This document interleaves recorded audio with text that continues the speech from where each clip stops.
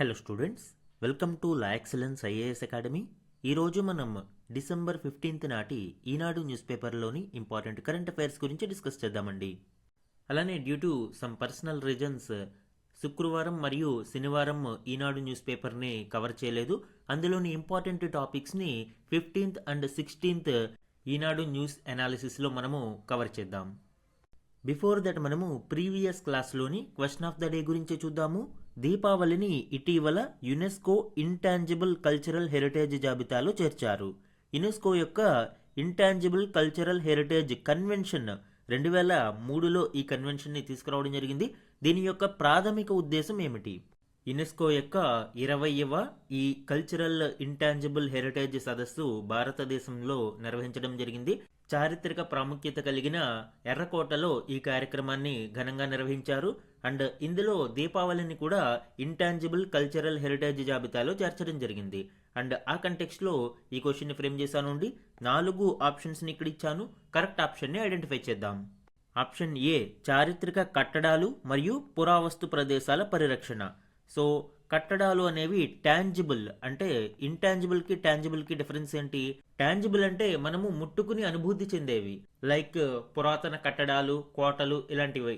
అయితే ఇంటాంజిబుల్ అనేవి ముట్టుకోవడానికి అవకాశం ఉండదు, లైక్ ఆర్ట్స్, మ్యూజిక్, ఫెస్టివల్స్ ఇవన్నీ కూడా ఇంటాంజిబుల్లోకి వస్తాయి. సో ఇక్కడ ఏ అనేది ఆటోమేటిక్గా డిలీట్ చేయవచ్చు. నెక్స్ట్ వన్, వాణిజ్యీకరణ నుండి సాంప్రదాయ జ్ఞాన వ్యవస్థల రక్షణ. సి, తరం నుండి తరానికి సంక్రమించే జీవన సాంస్కృతిక సాంప్రదాయాలు మరియు పద్ధతులను రక్షించడం. డి, పురాతన మనుస్మృతులు మరియు గ్రంథాల పునరుద్ధరణకు నిధులు సమకూర్చడం. అండ్ ఫండ్ రైజింగ్కి దీనికి సంబంధం లేదు.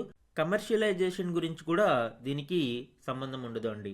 ఇది వన్ జనరేషన్ నుంచి ఇంకొక జనరేషన్కి సంక్రమించే ఈ సాంస్కృతిక సంప్రదాయాలను రక్షించడం ప్రాథమిక ఉద్దేశంగా కలిగి ఉంటుంది. కాబట్టి ఆన్సర్ ఏమవుతుంది? సి అనేది ఇక్కడ కరెక్ట్ ఆప్షన్ మనకి. ఈరోజు మన ఫస్ట్ ఆర్టికల్ చూడండి. భారత్లోనే అసమానతలు ఎక్కువ, విద్య, వైద్యం, వాతావరణంపై పెట్టుబడులు పెంచాలి, అత్యంత ధనికులపై సంపద పన్ను విధించాలి, అసమానతల సూచిక నివేదికలో వెల్లడి. ఈ ఆర్టికల్ వరల్డ్ ఇన్ఈక్వాలిటీస్ రిపోర్ట్ 2026 నివేదిక ఆధారంగా కొన్ని కీలక అంశాలను ప్రస్తావించడం జరిగింది. ఇందులోని కీ పాయింట్స్ ఇప్పుడు చూద్దాం. దేశంలో ఆర్థిక, సామాజిక అసమానతలు తీవ్ర రూపం దాల్చుతున్నాయని, తక్కువ సగటు ఆదాయంతో ప్రపంచంలోనే అత్యంత అసమానతలున్న దేశంగా భారత్ నిలిచింది అని ప్రపంచ అసమానతల సూచిక నివేదిక వెల్లడించింది. గత 10 ఏళ్లలో అసమానతలు అధిగమించడంలో ఎలాంటి ప్రగతి లేదు అని, కార్మిక బలగంలో మహిళల ప్రాధాన్యం పెరగలేదు అని పేర్కొంది. దేశంలో టాప్ 10% మంది చేతుల్లో దాదాపు 40.01% సంపద ఉంది అని తెలిపింది.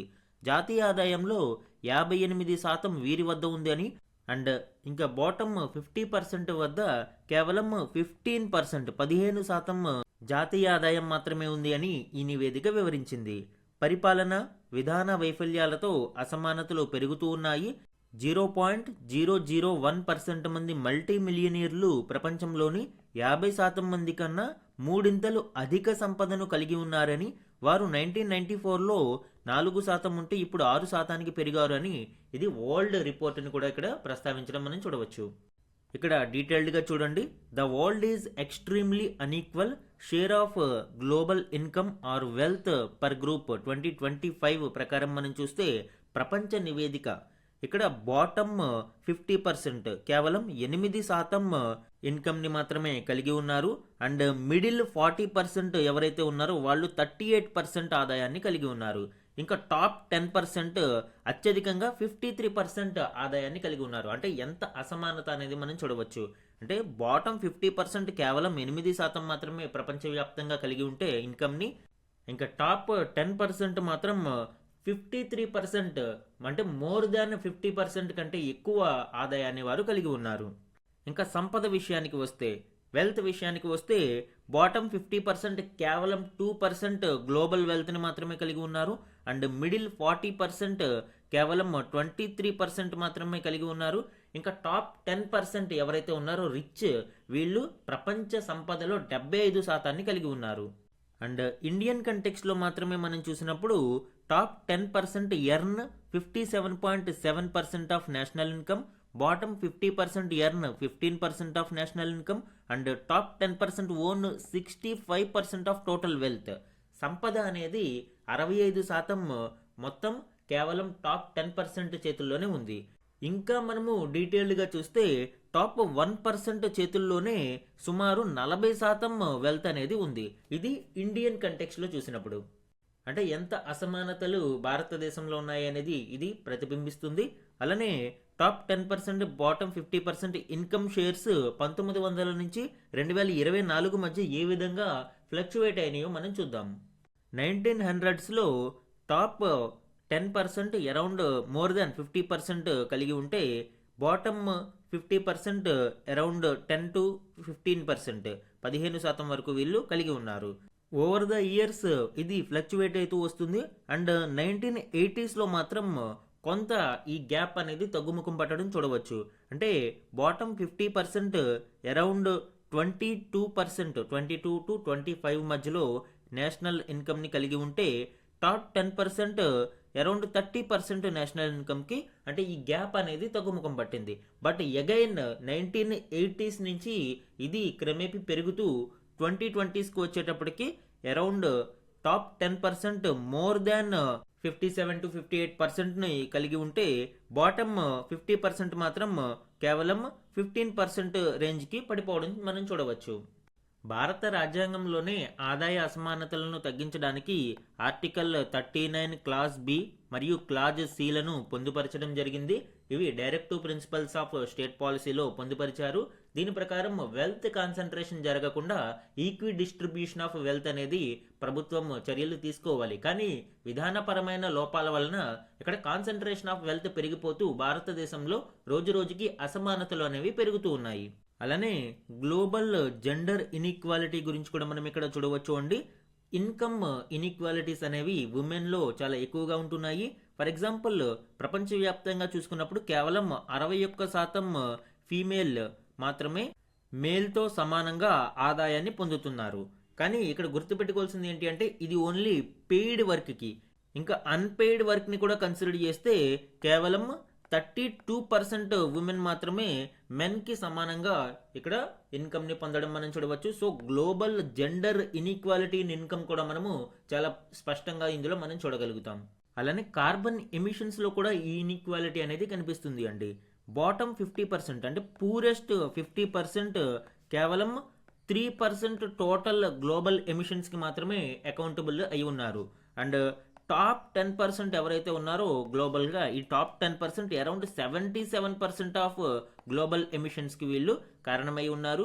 అండ్ ఇంకా ప్రెసైజ్డ్గా మనం చూస్తే టాప్ 1%ని మనం చూసినప్పుడు వీరు అరౌండ్ 41% గ్లోబల్ ఎమిషన్స్కి కారణమై ఉన్నారు. సో ప్రపంచవ్యాప్తంగా వివిధ రూపాలలో ఇన్ఈక్వాలిటీ ఎంత మేరకు ఉంది అనేది దీన్ని బట్టి మనం చూడవచ్చు. అయితే ఈ ఇన్ఈక్వాలిటీని తగ్గించడానికి ప్రభుత్వాలు తీసుకోవాల్సిన చర్యలు ఏంటి అనేది కూడా రిపోర్టు వివరించడం జరిగింది. అసమానతలు తగ్గించేందుకు రాజకీయ సంకల్పం అవసరం, సంపద తిరిగి పంపిణీ చేయడం, పారదర్శక పన్నులు, విద్య, వైద్యం, ఆరోగ్యంపై సామాజిక పెట్టుబడులు పెంచడం ద్వారా ఈ అసమానతలను తగ్గించవచ్చు. ధనికులపై సంపద పన్నులతో విద్య, ఆరోగ్యం, వాతావరణంపై పెట్టుబడులు పెట్టవచ్చు. ఎవరైతే ఈ top 10% top 1% multi millionaires, billionaires ఉన్నారో వీళ్ళ మీద వెల్త్ ట్యాక్స్ విధించి ఆ ట్యాక్స్ ద్వారా వచ్చిన డబ్బులతో సోషల్ ఇన్వెస్ట్మెంట్ అంటే విద్య మీద, వైద్యం మీద, ఇలాంటి వాటి మీద పెట్టుబడులు పెట్టడానికి మనకి అవకాశం ఉంటుంది. దీన్నే మనము ప్రోగ్రెసివ్ ట్యాక్సేషన్ అని పిలుస్తాము. అలానే ఉచిత, నాణ్యత కలిగిన విద్య, అందరికీ వైద్యం, చిన్నారుల సంరక్షణ, పోషకాహార పథకాల అమలు, నగదు బదిలీ, పింఛన్లు, నిరుద్యోగ భృతి, బీద కుటుంబాలకు సహాయంతో వనరులను పైనుంచి కింది స్థాయికి బదిలీ చేయాలి. అభివృద్ధి చెందిన దేశాలు చౌకగా, వేగంగా రుణాలు తీసుకుంటే అభివృద్ధి చెందుతున్న దేశాలకు అధిక వడ్డీలతో కూడిన అప్పులు, అడ్డంకులు ఎదురవుతున్నాయి. దీన్ని అధిగమించేందుకు కేంద్రీకృత క్రెడిట్ డెబిట్ వ్యవస్థ, మిగులు నిల్వలపై పన్నులలో మార్పులు చేయాలి అని నివేదిక వెల్లడించడం మనం చూడవచ్చు. ఇది వరల్డ్ ఇన్ఈక్వాలిటీస్ రిపోర్ట్ 2026కి సంబంధించిన డీటెయిల్డ్ డిస్కషన్ అండి. మన నెక్స్ట్ ఆర్టికల్ చూడండి, ఉన్నత విద్యకు సంస్కరణల చికిత్స. ఈ ఆర్టికల్ ఇటీవల లోక్సభలో ప్రవేశపెట్టిన వికసిత్ భారత్ శిక్షా అధిష్టాన్ బిల్ 2025కి సంబంధించిన కీలక అంశాలను వివరించడం జరిగింది. ఈ బిల్లు దేనికోసం ప్రవేశపెట్టారు అండి? హయ్యర్ ఎడ్యుకేషనల్ ఇన్స్టిట్యూషన్స్లో రిఫార్మ్స్ని తీసుకురావడం కోసం దీనిని ప్రవేశపెట్టడం జరిగింది. దీని యొక్క ప్రాథమిక ఉద్దేశం ఏంటి? A landmark reform aligned with the vision of honourable prime minister Shri Narendra Modi to modernise India's higher education system. భారతదేశం యొక్క ఉన్నత విద్యా రంగాన్ని మోడర్నైజ్ చేయడం కోసం దీనిని ప్రవేశపెట్టారు. అండ్ నేషనల్ ఎడ్యుకేషన్ పాలసీ 2020 విధానాలను అనుసరించి ఉన్నత విద్యారంగంలో అటానమీని, అక్రిడిటేషన్ను అండ్ అకాడమిక్ స్టాండర్డ్స్ని పెంచుతూ excellence in education, research and ఇన్నోవేషన్ని సాధించడం కోసం వీటిని ప్రవేశపెట్టారు. దీని ప్రకారం all higher educational institutions under the ministry of education, UGC universities grants commission, AICTE and NCTE will come under the Viksit Bharat Shiksha Adhishthan. అంటే అన్ని ఉన్నత విద్యా సంస్థలను కూడా ఒకే గొడుగు కిందకి తీసుకురావడం దీని యొక్క ప్రధాన ఉద్దేశం. And the council of architecture COA will function as a PSSB professional standard setting బాడీగా ఇది ఇక్కడ వర్క్ చేయడం మనం చూడవచ్చు. It introduce a technology driven regulatory framework to ensure simplicity, transparency and quality. అంటే రెగ్యులేషన్లో ఎక్కువగా టెక్నాలజీ, సాంకేతిక పరిజ్ఞానాన్ని ఉపయోగించడం ద్వారా సింప్లిసిటీ మరియు ట్రాన్స్పరెన్సీ, క్వాలిటీని పెంచడానికి ఇది సహాయపడుతుంది. ఇది ఒక brief introduction about Viksit Bharat Shiksha Adhishthan bill 2025. And coming to today's article. ఏ దేశమైనా ఆర్థిక అభివృద్ధిలో ముందుకు వెళ్ళాలి అంటే ముఖ్యంగా నిపుణ మానవ వనరులతో పాటు ఇన్నోవేషన్ మరియు నవ్యావిష్కరణలు అవసరమవుతాయి. సో ఇవన్నీ ఎక్కడి నుంచి వస్తాయి? ఆ దేశం యొక్క హయ్యర్ ఎడ్యుకేషనల్ ఇన్స్టిట్యూషన్స్ స్ట్రాంగ్గా ఉన్నప్పుడు మాత్రమే సాధ్యమవుతుంది. మరి భారతదేశంలో ప్రస్తుత పరిస్థితి ఏంటి? దేశీయంగా విశ్వవిద్యాలయాల చదువులను యూజీసీ, సాంకేతిక ఉపాధ్యాయ విద్యలను ఏఐసిటిఈ మరియు ఎన్సిటిఈ పర్యవేక్షిస్తున్నాయి. అయితే ఇలా వేరువేరు రెగ్యులేటరీ బాడీస్ ఉండడం వలన సమస్య ఏంటి అండి? వివిధ యంత్రాంగాలు వేరువేరుగా నిర్ణయాలు తీసుకుంటూ ఉండడం వలన పై స్థాయిలో చదువులలో గందరగోళం నెలకొంటూ ఉంది. అండ్ దీని ద్వారా మనకి ఉన్నత విద్యతో యువతరాన్ని సానబెట్టడంలో భారతదేశం వెనుకబడిపోతూ ఉంటుంది. అందువల్లనే నేషనల్ ఎడ్యుకేషన్ పాలసీ 2020లో దీని గురించి ప్రస్తావించడం జరిగింది. వీటన్నిటిని ఒకే గొడుగు కిందకి తీసుకువచ్చి రిఫార్మ్స్ని తీసుకురావాలి అని ఈ పాలసీలో మనం చూడవచ్చు. దీనికి అనుగుణంగానే ఇటీవలి కేబినెట్ నిర్ణయాలలో వికసిత భారత్ శిక్షా అధిష్టాన్ బిల్లుకు ఆమోదం తెలపడము అండ్ రీసెంట్గా లోక్సభలో దానిని ప్రవేశపెట్టడం కూడా మనం చూసాము. కేంద్ర మంత్రి ధర్మేంద్ర ప్రసాద్ గారు దీనిని ఇంట్రడ్యూస్ చేశారు. తద్వారా న్యాయ మరియు వైద్య విద్య మినహా మిగిలిన అన్ని వాటిని ఒకే సంస్థ పరిధిలోకి తేవాలి అనేది సంకల్పించడం మనం చూడవచ్చు. అలానే ఈ బిల్లు ద్వారా ఉన్నత విద్యారంగ నియంత్రణ, ప్రమాణాల మెరుగుదల మరియు గుర్తింపు తదితరాలపై స్వతంత్ర సాధికార వ్యవస్థలను నెలకొల్పాలనేది కేంద్రం నిశ్చయించింది. ఈ బిల్లు ద్వారా నిబంధనలను వేగంగా, పారదర్శకంగా రూపొందించడం, వర్సిటీలు, కాలేజీ చదువులలో నాణ్యతను, జవాబుదారీతనాన్ని పెంచడం, నైపుణ్యాలను అలవరిచే విద్యతో యువతను ఉద్యోగ అర్హులుగా తీర్చిదిద్దడం కొత్త బిల్లు లక్ష్యాలు. అయితే నిబంధనలు అన్నీ చాలా బాగున్నా గ్రౌండ్ లెవెల్ వరకు వీటి ఇంప్లిమెంటేషన్లో ఎంత సక్సెస్ అవుతాం అనేది చూడాలి. భారతదేశ ఉన్నత విద్యారంగం అనేక సమస్యలను ఎదుర్కొంటుంది. ఫర్ ఎగ్జాంపుల్, కాలంతో పాటు మారని పాఠ్య ప్రణాళికలు. మనం ఇప్పుడు పాత కరికులంలనే నేటికి కొనసాగిస్తూ ఉన్నాము. తద్వారా పోటీ ప్రపంచంలో మన యువత ముందుకు రాలేకపోతూ ఉన్నారు. దానితో పాటు అధ్యాపకుల కొరత, మౌలిక వసతుల లేమితో దేశీయ వర్సిటీలు కునారిల్లుతూ ఉన్నాయి. అందువల్లనే అంతర్జాతీయ ర్యాంకింగులలో అవి బాటమ్ ప్లేసెస్లో నిలవడం మనం చూస్తూ ఉన్నాము. అండ్ గణాంకాలను మనం చూస్తే నీతి ఆయోగ్ లెక్కల ప్రకారం రాష్ట్ర స్థాయిలోని 10% వర్సిటీలలోనే పరిశోధనా సౌకర్యాలు ఉన్నాయి. వాటిల్లో కనీసం 40% అధ్యాపక పోస్టులు ఖాళీగా పడున్నాయి. పార్లమెంటరీ కమిటీ పరిశీలన మేరకు మొన్న జనవరి నాటికి ఐఐటీలు, ఎన్ఐటీలు, ఐఐఎంలు, ఐఐఎస్ఈఆర్లు, సెంట్రల్ యూనివర్సిటీల్లో 28% అధ్యాపక పోస్టులు భర్తీకి నోచుకోలేదు. Lack of infrastructure facilities and huge vacancies in professors, ఇవన్నీ కూడా భారతదేశం యొక్క ఉన్నత విద్యారంగాన్ని చాలా డౌన్ఫాల్ చేస్తూ ఉన్నాయి. ఇంకా ఎంప్లాయబిలిటీ విషయంలో భారతదేశ ఉన్నత విద్యారంగం ఎంత ఘోరంగా ఉందనేది మనం చూడవచ్చు.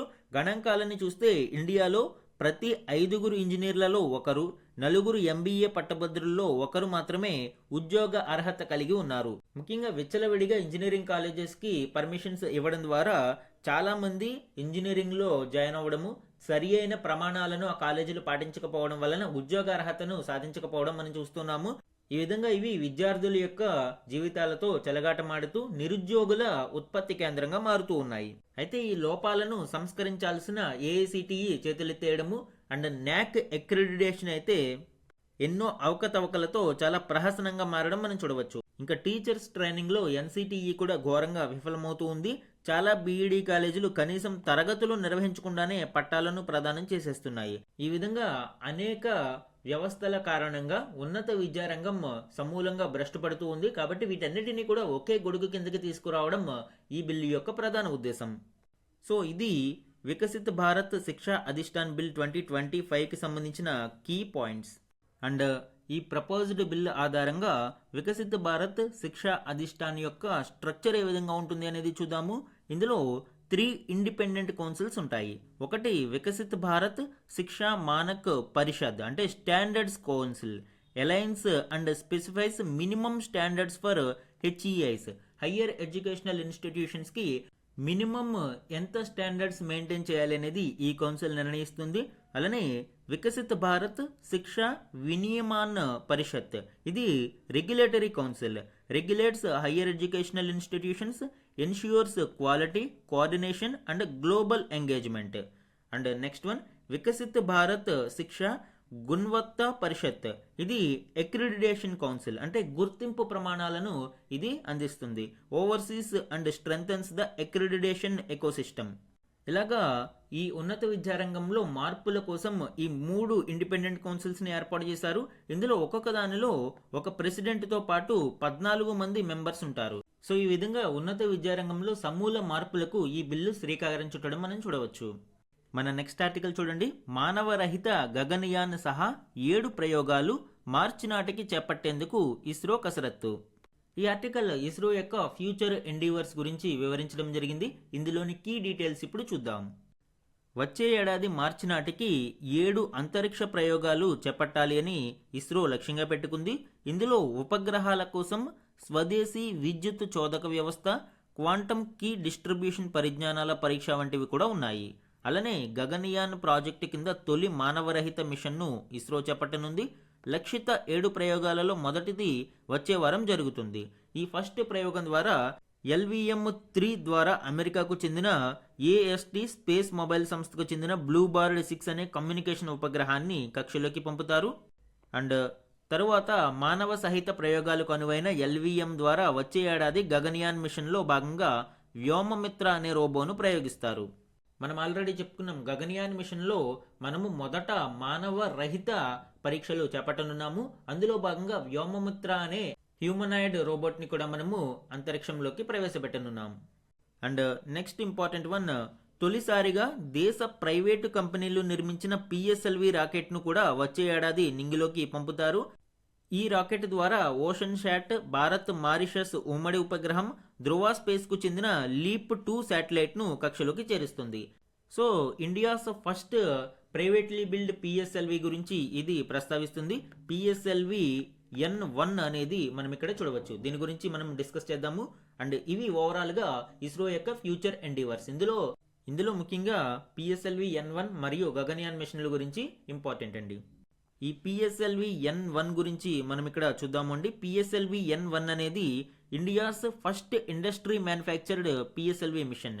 Industry manufactured, so privately built కాదు. ప్రైవేట్లీ బిల్ట్ అంటే ఇది పూర్తిగా ప్రైవేట్ రంగంతో బిల్డ్ చేయబడింది, కానీ ఇది PPP మెథడ్లో అంటే పబ్లిక్ ప్రైవేట్ పార్ట్నర్షిప్ ద్వారా దీనిని బిల్డ్ చేయడం జరిగింది. అండ్ ఇస్రో యొక్క సాంకేతికతను ట్రాన్స్ఫర్ చేసి PSLVని మ్యానుఫ్యాక్చర్ చేశారు. PSLV అనేది కంప్లీట్లీ ఇస్రో యొక్క హక్కు. ఈ ఇస్రో యొక్క PSLV టెక్నాలజీని ప్రైవేట్కి ట్రాన్స్ఫర్ చేయడం ద్వారా ఈ PPP మోడల్లో దీనిని మ్యానుఫ్యాక్చర్ చేయడం జరిగింది. దీనిని ఎవరు మ్యానుఫ్యాక్చర్ చేశారు? హిందుస్థాన్ ఏరోనాటిక్స్ లిమిటెడ్ మరియు లార్సన్ అండ్ టోర్బో LNT సంస్థ దీనిని నిర్మించడం జరిగింది. అండ్ ఇది కాంట్రాక్ట్ పద్ధతిలో NSIL ఇస్రోకి చెందిన న్యూ స్పేస్ ఇండియా లిమిటెడ్ ఆధ్వర్యంలో నిర్మించడం మనం చూడవచ్చు. సో ఒక ప్రైవేట్ కంపెనీస్ యొక్క కన్సార్టియం ఇస్రోకి చెందిన NSIL సహాయంతో ట్రాన్స్ఫర్ ఆఫ్ టెక్నాలజీ ద్వారా PSLVని ప్రైవేటుగా నిర్మించడం ఇది మొట్టమొదటిసారిగా జరిగింది. దీనిని 2026 జనవరిలో లాంచ్ చేయడానికి పరిశీలిస్తున్నారు. ఇందులో ముఖ్యంగా ఎర్త్ అబ్జర్వేషన్ శాటిలైట్ EOS-10తో పాటు ఇండియా మారిషస్ జాయింట్ శాటిలైట్ని కూడా పంపించనున్నారు. దీని యొక్క సిగ్నిఫికెన్స్ ఏంటి అండి? ప్రైవేట్ ఇండస్ట్రీ పార్టిసిపేషన్ అనేది ప్రోత్సహించడానికి ఇది ఉపయోగపడుతుంది. ఈ ప్రైవేట్ ఇండస్ట్రీ ఆపరేషనల్ లాంచెస్ అంటే ఈ ఉపగ్రహాల లాంచెస్ మీద ఫోకస్ చేస్తే ISRO advanced research and deep space technologies మీద పరిశోధనలు చేయడానికి అవకాశం లభిస్తుంది. తద్వారా ఇటు ప్రైవేట్ రంగం లాభపడుతుంది అండ్ భారతదేశ స్పేస్ టెక్నాలజీ మెరుగుపడుతుంది.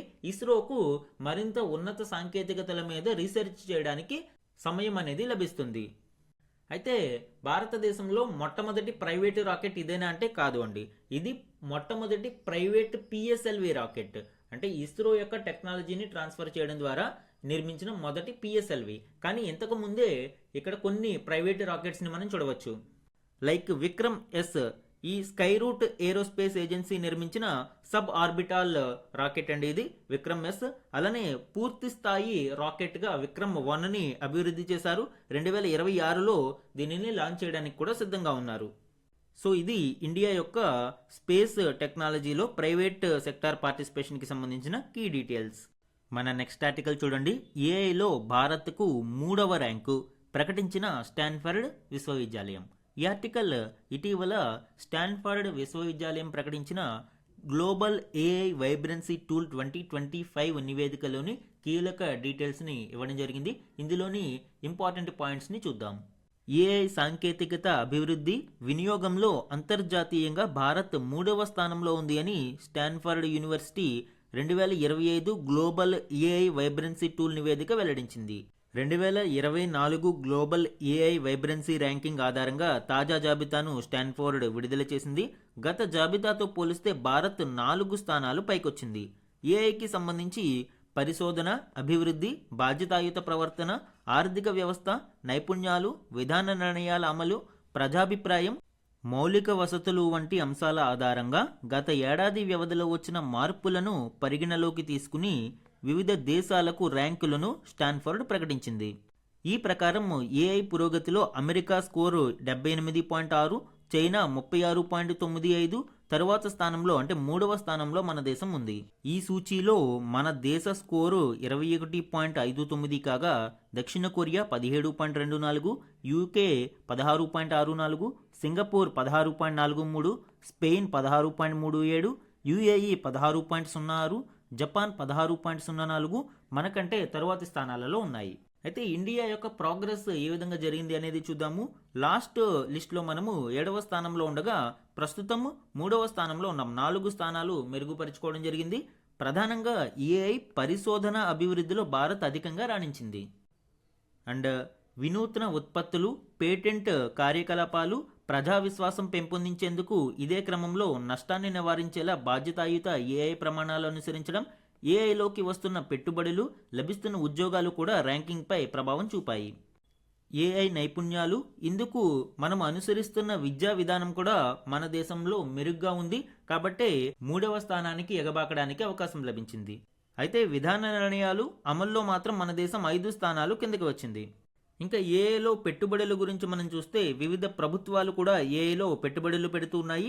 Canada $2.4 billion, China $47.5 billion, France 109 billion యూరోలు and Bharat $1.25 billion, Saudi Arabia $100 billion పెట్టుబడులను ఈ రంగానికి ప్రకటించాయి. సో ఇవన్నీ కూడా ఇటీవల స్టాన్ఫోర్డ్ యూనివర్సిటీ విడుదల చేసిన గ్లోబల్ AI వైబ్రెన్సీ ర్యాంకింగ్ ఆధారంగా కొన్ని కీలక అంశాలను మనం డిస్కస్ చేయడం జరిగింది. మన నెక్స్ట్ ఆర్టికల్ చూడండి. పెట్రోలియం, గ్యాస్ రంగంలో మరింత సులభతర వ్యాపారం, 30 ఏళ్ల పాటు లీజుకు అనుమతి, కొత్త నిబంధనల నోటిఫై. ఈ ఆర్టికల్ ఇటీవల కేంద్ర ప్రభుత్వం నోటిఫై చేసిన new petroleum and natural gas rules 2025కి సంబంధించిన నిబంధనలను వివరిస్తూ ఉంది. ఇందులోని కీ పాయింట్స్ ఇప్పుడు చూద్దాం. చమురు, గ్యాస్ రంగంలో సులభతర వ్యాపార విధానాలను మెరుగుపరిచి మరిన్ని పెట్టుబడులను ఆకర్షించే లక్ష్యంతో సరికొత్త నిబంధనలను కేంద్రం అమల్లోకి తెచ్చింది. ఆ మేరకు new petroleum and natural gas rules 2025ను నోటిఫై చేసింది. అంత క్రితం ఉన్న వ్యవస్థను ఇటీవల ఆమోదముద్ర పడ్డ oil fields regulation and development amendment act 2025 భర్తీ చేస్తుంది. కొత్త విధానంలో 30 ఏళ్ల పాటు లీజు గడువు ఉంటుంది. క్షేత్రాల పూర్తి స్థాయి ఆర్థిక జీవితం వరకు గడువు పొడిగించుకునే వీలు ఉంటుంది. అంటే 30 ఇయర్స్ మినిమం లీజ్ అనేది ఇవ్వడానికి అవకాశం ఉంది. At the same time life long దానిని ఎక్స్టెండ్ చేసుకోవడానికి, అంటే అక్కడ నిల్వలు ఎంతవరకు ఉంటే అంతవరకు ఎక్స్టెండ్ చేయడానికి కూడా ఇందులో అవకాశం కల్పించారు. అసాధారణ పరిస్థితులు ఎదురైన పక్షంలో రక్షణనిచ్చే షరతులు ఉంటాయి. ఉల్లంఘనలకు క్రిమినల్ పెనాల్టీ స్థానంలో అధిక అపరాధ రుసుము 25 లక్షలతో పాటు ఉల్లంఘన కొనసాగింపు జరిగితే రోజుకు 10 లక్షల చొప్పున పెనాల్టీని విధిస్తారు. లీజుదారులు మౌలిక వసతులను పంచుకోవడానికి అనుమతిచ్చారు. తద్వారా ఎక్కువ కార్యకలాపాల సామర్థ్యాన్ని పెంచుకోవడానికి వీలవుతుంది. అదేవిధంగా ఇకపై పెట్రోలియం లీజు దరఖాస్తులపై 150 రోజుల్లోగా నిర్ణయం తీసుకోవాలి అని నిబంధనలలో పేర్కొన్నారు. వివాదాల పరిష్కారానికి వేగవంతమైన వ్యవస్థను తీసుకొచ్చారు. ఈ రిఫార్మ్స్ గురించి చమురు శాఖ మంత్రి హర్దీప్ సింగ్ గారు హర్షం వ్యక్తం చేశారు. అలానే దేశీయ చమురు అవసరాలలో కనీసం 50% స్థానికంగా ఉత్పత్తి చేసేందుకు ఈ సంస్కరణలు ఉపయోగపడతాయి అని ఆయన ధీమా వ్యక్తం చేశారు. సో ఇవి new petroleum and natural gas rules 2025కి సంబంధించిన కీలక నిబంధనలు. ఈరోజు ఇంపార్టెంట్ వన్ లైనర్ కరెంట్ అఫైర్స్ని చూడండి. బీమా రంగంలోకి విదేశీ ప్రత్యక్ష పెట్టుబడుల పరిమితిని ప్రస్తుత 74% నుంచి 100% పెంచే బిల్లుకు 2025 డిసెంబర్ 12న కేంద్ర మంత్రివర్గం ఆమోదం తెలిపింది. డిసెంబర్ 19న ముగియనున్న పార్లమెంటు శీతాకాల సమావేశాలలోనే ఈ బీమా సవరణ బిల్లు 2025ను ప్రవేశపెట్టే అవకాశం ఉంది. అలానే ఇన్సూరెన్స్ యాక్ట్ 1938లో సవరణలు చేసి జీవిత, సాధారణ బీమా రెండింటినీ ఒకే సంస్థ అందించే విధంగా కాంపోజిట్ లైసెన్స్ విధానాన్ని తీసుకురావాలి అని కూడా కొత్త బిల్లు నిర్ణయించింది. సో ఇన్సూరెన్స్ సెక్టార్లో రిఫార్మ్స్ కోసం కేంద్రం ప్రవేశపెట్టనున్న బిల్లులోని కీలక నిబంధనలు. నెక్స్ట్ వన్ చూడండి. 2025 ఏడాదికి గాను పర్సన్ ఆఫ్ ది ఇయర్గా ఆర్కిటెక్ట్స్ ఆఫ్ ఏఐ అంటే ఏఐ యొక్క సృష్టికర్తలను ప్రముఖ అంతర్జాతీయ మ్యాగజైన్ టైమ్ ప్రకటించింది. ప్రతి సంవత్సరం Time magazine person of the ఇయర్ని ప్రకటిస్తూ ఉంటుంది. అందులో భాగంగానే ఈ ఇయర్ 2025కి గాను ఆర్కిటెక్ట్స్ ఆఫ్ ఏఐని పర్సన్ ఆఫ్ ది ఇయర్గా ప్రకటించడం విశేషం. ఎగ్జామ్లో పర్సన్ ఇన్ ద న్యూస్ కంటెక్స్ట్లు ఇవి అడిగే అవకాశం ఉంది అండి. అండ్ 2025ను ఏఐ ఏడాదిగా అభివర్ణించిన టైమ్స్ మ్యాగజైన్ దాని శక్తి ప్రపంచానికి స్పష్టంగా కనిపించింది అని పేర్కొంది. ఏఐ మన జీవితాలను మార్చడంలో, ఆశ్చర్యపరచడంలో, ఆందోళన కలిగించడంలో ప్రధాన పాత్ర పోషించింది అని వివరించింది. Jensen Huang, Sam Altman, Donald Trump, Benjamin Netanyahu, Zohran Mamdani person of the year రేస్లో పోటీ పడ్డారు. నెక్స్ట్ వన్ చూడండి. గత ఆర్థిక సంవత్సరం అంటే 2024-25లో తలసరి రాష్ట్ర స్థూల జాతీయోత్పత్తి GSDPలో 3.87 లక్షలతో దేశంలోని రాష్ట్రాలన్నిటిలో తెలంగాణ టాప్లో నిలిచింది. ఇది తలసరి రాష్ట్ర స్థూల జాతీయోత్పత్తి గురించి అండి. నెక్స్ట్ ప్లేస్లో కర్ణాటక 3.80 లక్షలు, తమిళనాడు 3.61 లక్షలు, మహారాష్ట్ర 3.09 లక్షలతో 2, 3, 4 ర్యాంకింగ్స్లో ఉన్నాయి. కేంద్రపాలిత ప్రాంతాలను కూడా కలిపి చూస్తే ఢిల్లీ అత్యధికంగా 4.93 లక్షల GSDPతో ముందు ఉంది. అండ్ నెక్స్ట్ ఇంపార్టెంట్ వన్ చూడండి. దేశంలో రైలు ప్రమాదాలు 2014 నుంచి 2024-25 మధ్య కాలంలో ఏటా 171 నుంచి 64కు తగ్గిపోయాయి అని రైల్వే మంత్రి అశ్విని వైష్ణవ్ వెల్లడించారు. ఆయన 2025 డిసెంబర్ 12న రాజ్యసభలో ఈ విషయాన్ని వెల్లడించారు. 2004-14 మధ్య 10 ఏళ్ల కాలంలో మొత్తం 1711 ప్రమాదాలు జరగ్గా 2014 నుంచి 25 మధ్య కాలంలో కేవలం 709 జరిగాయని చెప్పారు. 2025-26లో ఈ నవంబరు వరకు 11 ప్రమాదాలు చోటు చేసుకున్నాయని ఆయన తెలిపారు. ఇవి ఈనాడు న్యూస్ పేపర్లోని important one liner current affairs అండి. అండ్ ఈరోజు క్వశ్చన్ ఆఫ్ ద డే గురించి చూద్దాము. క్రింది వాటిలో భారతదేశపు మొట్టమొదటి ప్రైవేట్ PSLV రాకెట్ ఏది? ఈరోజు క్లాస్లో ఈ టాపిక్ గురించి మనము డిస్కస్ చేయడం జరిగింది. ఆ కంటెక్స్ట్లో ఈ క్వశ్చన్ని ఫ్రేమ్ చేశాను. 4 ఆప్షన్స్ని ఇచ్చాను అండి. కరెక్ట్ ఆప్షన్ని ఐడెంటిఫై చేసి ఆన్సర్ని కమెంట్ సెక్షన్లో కమెంట్ చేయండి. ఇది ఈరోజు ఈనాడు న్యూస్ పేపర్లోని ఇంపార్టెంట్ కరెంట్ అఫైర్స్ మీద daily analysis. Thank you for watching.